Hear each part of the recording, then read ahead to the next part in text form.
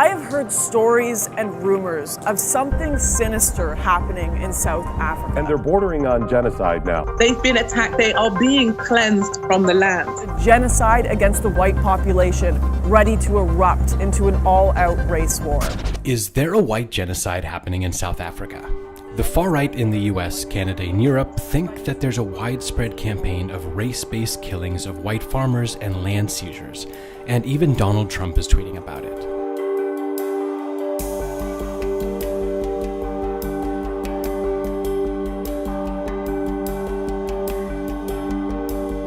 The problem? The story of white genocide is actually a myth.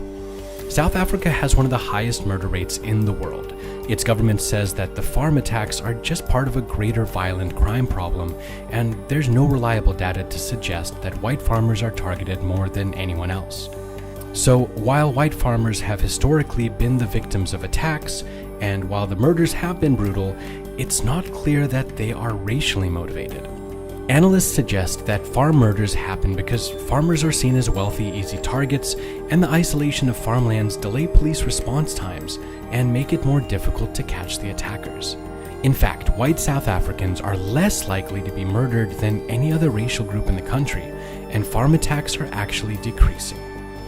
47 farm murders were recorded in 2017, down from 67 the year before, and from 153 in 1997. So how has talk of white genocide in South Africa spread abroad if it's fake? The spotlight is on South African farms because of the government's land reform measures, which are intended to address racial inequality by redistributing land from white farmers to black farmers who were barred from owning them during apartheid. Two Afrikaner organizations in South Africa, AfriForum and the Suid-Landers, are opposed to the land reform and are feeding the myth of white genocide through digital campaigns targeted at international audiences. In 2017, Simon Roche, a member of the Suid-Landers, a white nationalist survivalist group preparing for a violent race war, spent the year traveling to alt-right conferences in the US and made guest appearances on a number of podcasts. Soon after, the story of the persecution of white farmers in South Africa started being picked up by more popular far-right figures like Ann Coulter, Katie Hopkins, and Lawrence Southern. Even Fox News' Tucker Carlson and Russia's RT began talking about it. In March 2017, Australia's hard-right Home Affairs Minister Peter Dutton floated a plan to fast-track visas for white farmers. Rallies were held in Australian cities in support of the persecuted white farmers.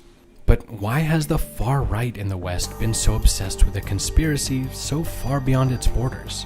The idea of white genocide has actually been around since the 1990s, when neo-Nazi author David Lane mentioned it in his writings. He claimed that government policies which encourage multiculturalism and immigration in Western countries were actually designed to destroy white culture and would eventually lead to making white people extinct. The idea took hold and is peddled by alt-right figures from all around the world. The white genocide is even mentioned in a manifesto by Norwegian far-right terrorist Anders Breivik, who killed 77 people in Norway in 2011, and by American Dylan Roof, who killed 9 churchgoers in South Carolina in 2015. Brian Levin, a professor at California State University of San Bernardino who studies hate groups, said, "The narrative of white genocide has been central to the white nationalist movement across the globe, and it's effective to inform white audiences in Europe and North America of a very real plot to remove or annihilate them, by citing the story of white genocide in South Africa as a warning of what could happen when white minorities lose control of their countries."